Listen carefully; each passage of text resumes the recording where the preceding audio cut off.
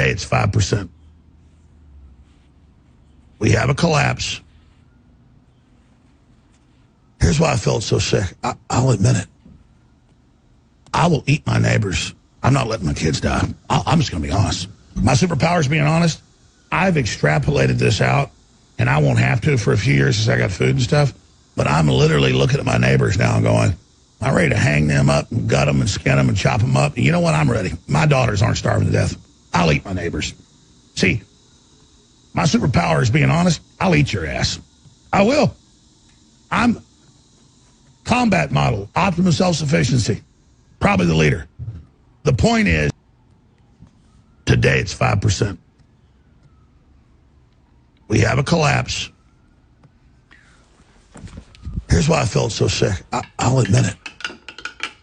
I will eat my neighbors. I'm not letting my kids die. I'm just going to be honest. My superpower is being honest. I've extrapolated this out, and I won't have to for a few years since I got food and stuff. But I'm literally looking at my neighbors now and going, I'm ready to hang them up and gut them and skin them and chop them up. And you know what? I'm ready. My daughters aren't starving to death. I'll eat my neighbors. See, my superpower is being honest. I'll eat your ass. I will. I'm combat model, optimum self-sufficiency. Probably the leader. The point is, today it's 5%. We have a collapse. Shalom. First and foremost, I'd like to give all praises and glory and honor that's due to Yahweh, Ba'ashem, Yahweh Shai, Ba'ashem Rakakwadash. Double honors to the apostles and elders of the great millstone that rule well. Peace and blessings and salutations to the hopeful elect. New as in the gospel, bro, lifting up the standard of Yahweh, Ba'ashem, Yahweh Shai, wherever it may be. This is another lesson through the spirit. This is Alex Skull and Bone Jones, known from the InfoWars channel.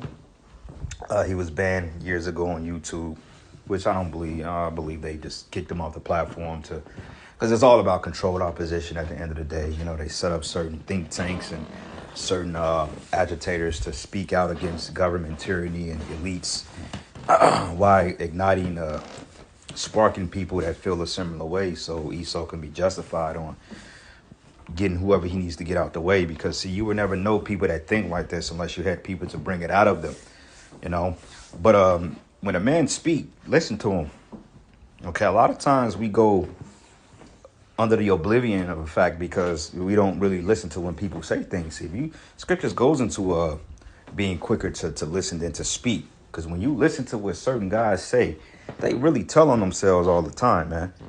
All right, and Alex Jones is no different.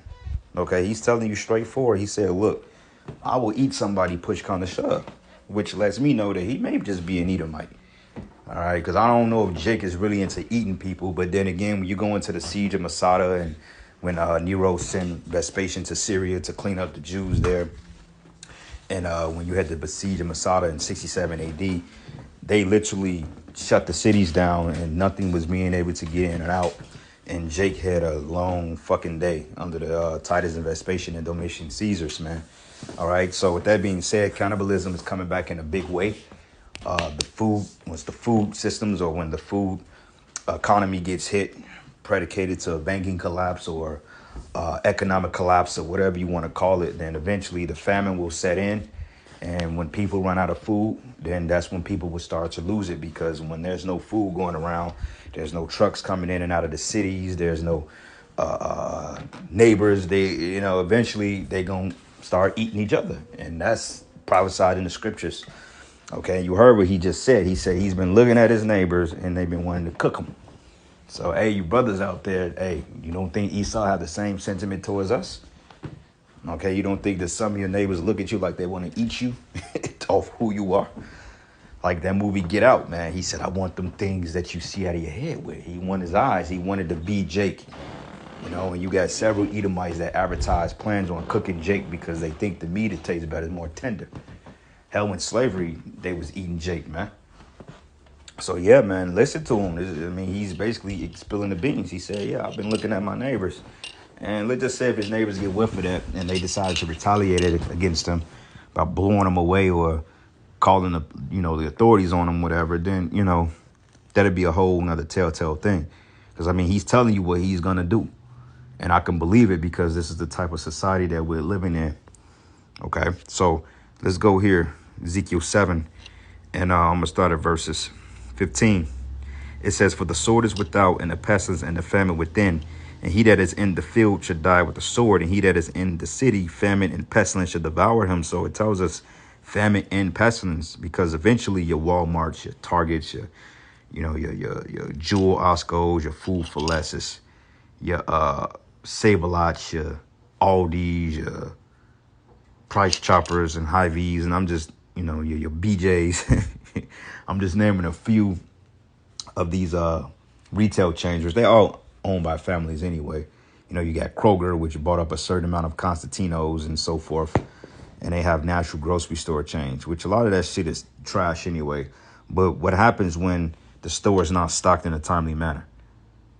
Especially when these supply chains and these particular shipping chain, these global supply chains are not as lucrative, or they're not moving as they once were. And they showed you that during the time of the pandemic, when all those cargo ships was pretty much stuck on the ports in Cali. All right. And on top of the different strikes at these particular ports of distribution, because they're getting ready to make things autonomous now. And that's going to hold up a lot of progress. But eventually, this is going to stop sending food into the cities, man. OK, because the average grocery store only has 3 days supply of food. And an average American, you may only have a couple of days of food in your house, meaning that, foods that you can cook off hot. You may have non-perishables and canned goods and all that other stuff that may last you for months. But even then, think about it. How prone are you people to eating that shit that you ain't used to eating?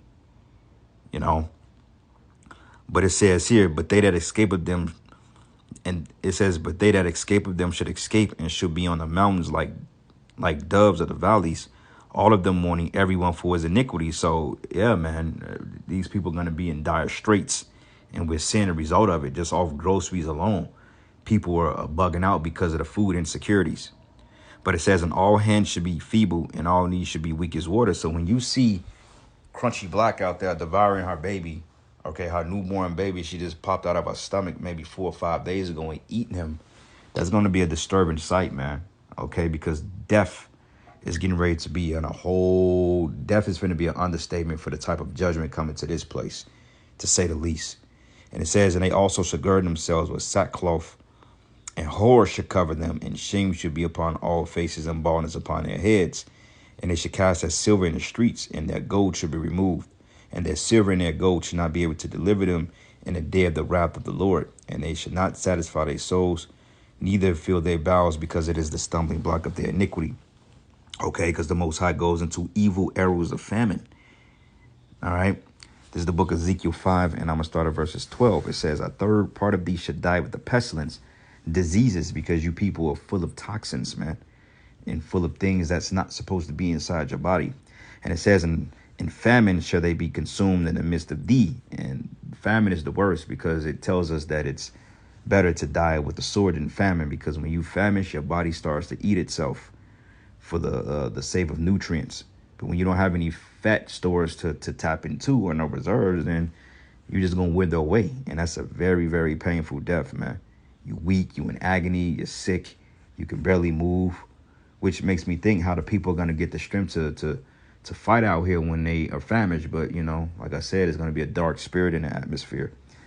But it says here, and the third part shall fall by the sword round about thee, and I will scatter the third part into all the winds, and I will draw out a sword after them, going into 2/3.